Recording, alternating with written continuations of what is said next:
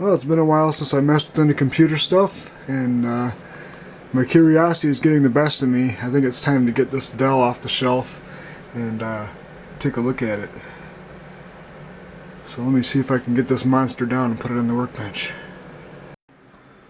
Alright, I got this thing down, and here it is, all opened up. I've got it on its side because this is one of those flimsy clamshell cases, and because everything is so heavy on this door and there's no support, it'll actually bend the motherboard if you don't lay it down on its side. Much to my dismay, I found that one of the CPUs is not installed. I was pretty sure it was a dual CPU, but I guess that was only an option. This is a Precision 530, or they call it a Precision Workstation 530. And it's definitely an older system. The motherboard says copyright 2001. And I do have a set of processors out of my file server that I think would work in this, but I do not have a second voltage regulator module, so I'm kind of out of luck for putting in the second CPU for the time being. It's got an old Asus video card in it. I think it's a sticker on the back said something like V8200 Deluxe or something like that, 64 megs of memory.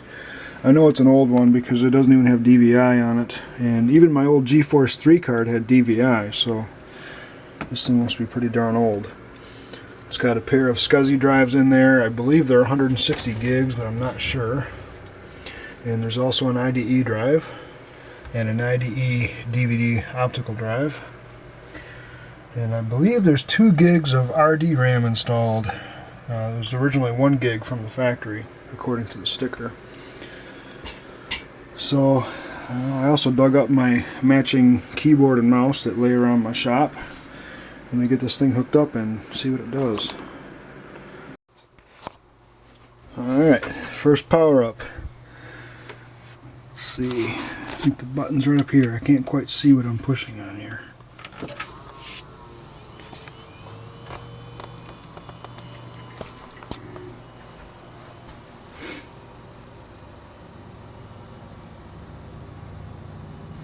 Is it dead or is it slow?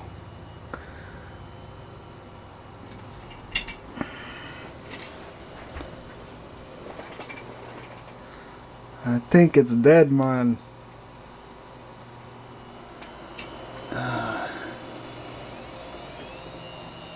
Now hard drives are spinning up.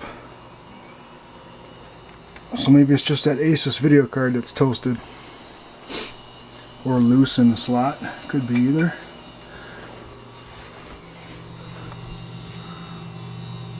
Power light's green. Usually if there's a problem it'll turn orange.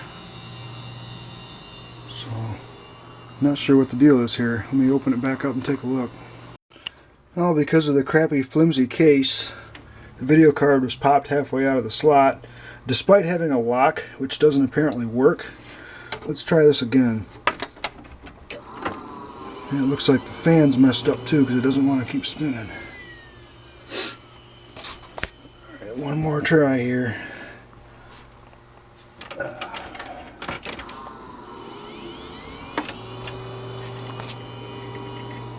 There we go.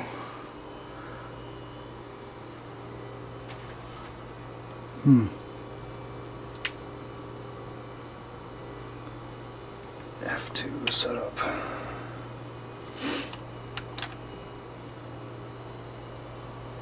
Doggone it, I forgot to plug the keyboard in. I'm such a dork. Okay, try number 3 with the keyboard this time. I can tell this is just one of those nights that I should just go to bed.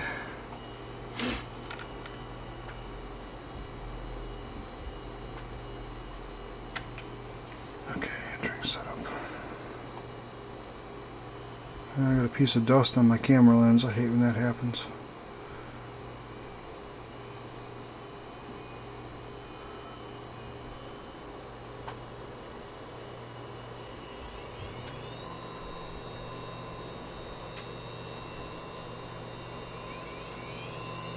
Oh, it's only a 17 gig. Darn. I don't know why I thought it was 160.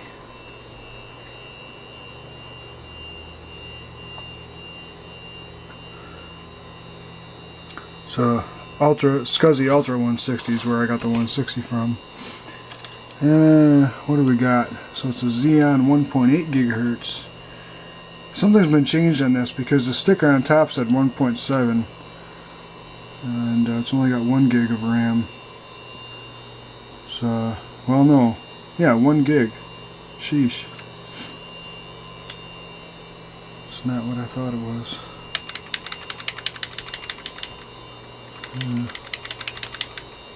Oh well, let's see what's on this thing. I believe it was running some sort of firewall OS. Yeah, Untangle. I think it's similar to ClearOS that I use on my server.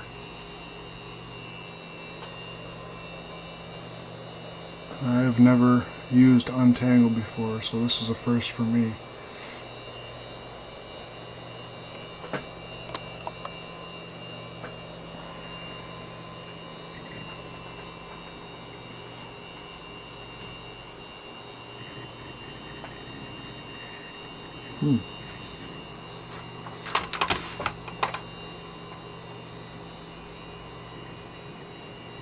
This might be something interesting to experiment with.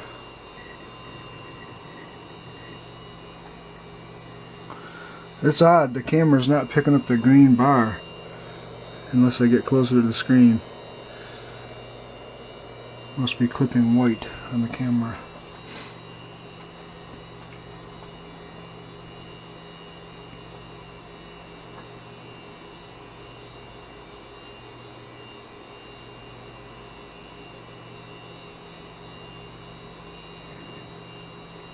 I ain't breaking any speed records, that's for sure.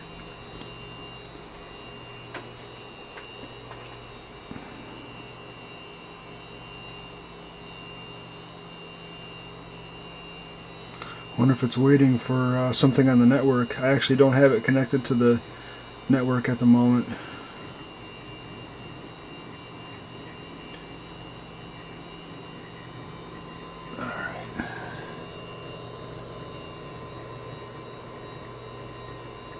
Come on, computer. Finally, it's doing something different.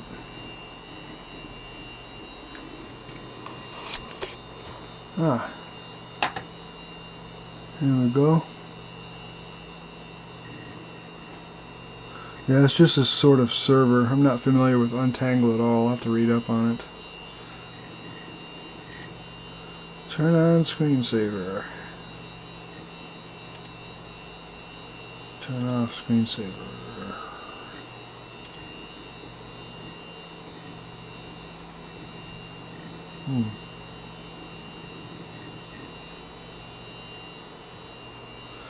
Oh well, I'm not really going to mess with this OS anyways. I'm more interested in putting Linux Mint or Windows 7 on this. So let me see what I can dig up. I decided I'm going to go ahead and try a Windows 7 install on this. But first I got to get rid of that crappy Asus video card. One, because I can't stand them, and two, it's going to self-destruct if I don't. So let's do a little upgrade, shall we? Doggone it. Optical drive is stuck shut. Let's try the old press and bang. Ah, works every time, but don't do that on a nice computer. Moving forward. Now that I've got a half decent video card in there, I'm going to proceed with the Windows 7 trial install. Unless the computer is going to decide to lock up. So let's power cycle it.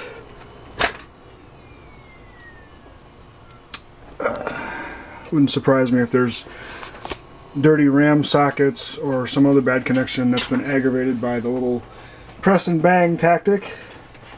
Where's that power switch? Can't see back here. There it is. These poor old computers. Probably been running for years without any real maintenance. And then I go and give it the slap treatment. But my time is precious right now, especially on a 3-day weekend like this when I have a million other things I gotta do. But I gotta pull out this old hardware once in a while just to kind of break the norm of working on regular stuff.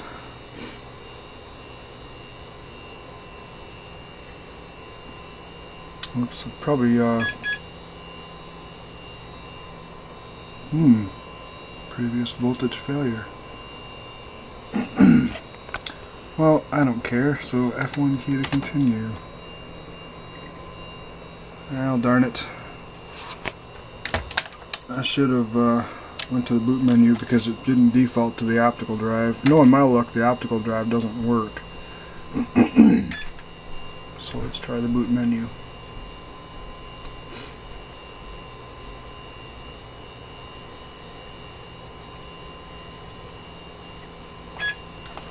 Okay.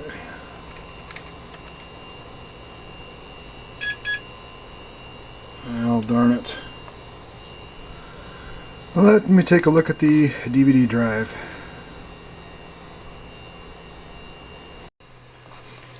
Never mind, I just had to press F1. That's the first time I've had to do that with one of these.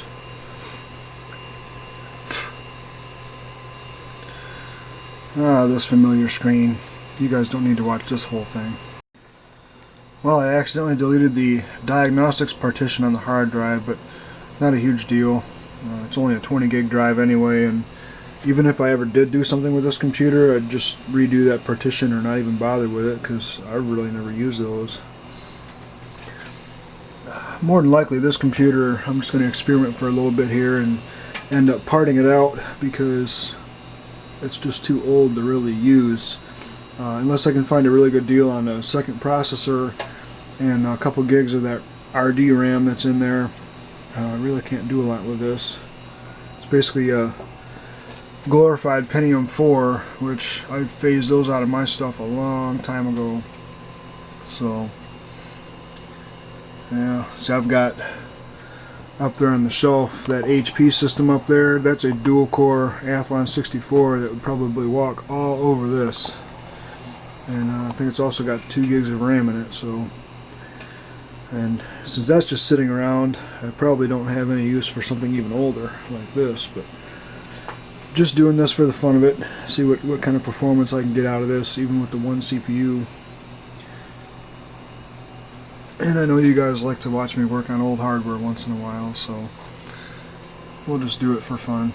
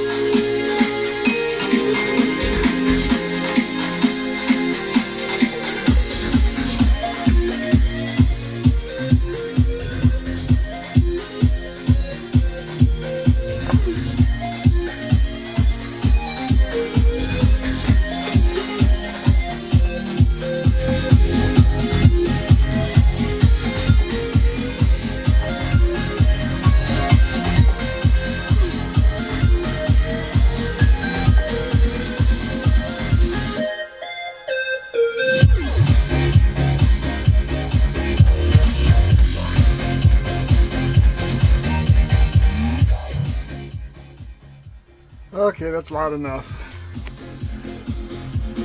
Just thought I'd mess around a little bit while I'm waiting for Windows to install.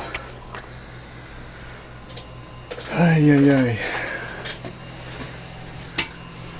You know, after being so used to SSDs and modern computers, it's like I'm not used to waiting for things that much anymore. But it's doing pretty good for what it is. Wow, I think it's the first time I've ever seen that happen. I've actually went to bed last night and left this going overnight because it was taking so long to install all the updates, and I turn it on today and I get this. So that's a disappointment.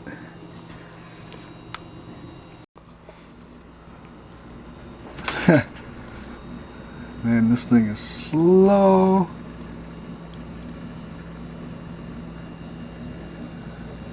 It's like worse than the Atom N270 that's in my netbook. No joke.